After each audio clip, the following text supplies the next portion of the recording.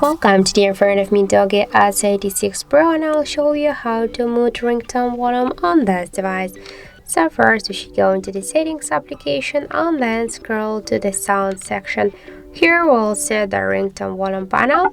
Now just to mute our device ringtone, we should swipe this white dot to the left side with our finger. By this way we can mute our device ringtone. Also we can do it by the second way. Just first be sure that here in volume button control function we have selected ringtone, not the media. So if you have selected the media, switch it to the ringtone, and after that just by press up or down volume button, the down volume button, we can mute our device ringtone. And also we can do it by the third way, just press up or down volume button, that doesn't matter, and after that just manually swipe to the down this volume panel. And that's it. So thank you for watching, and if you found this video helpful, don't forget to leave a like, comment and to subscribe our channel.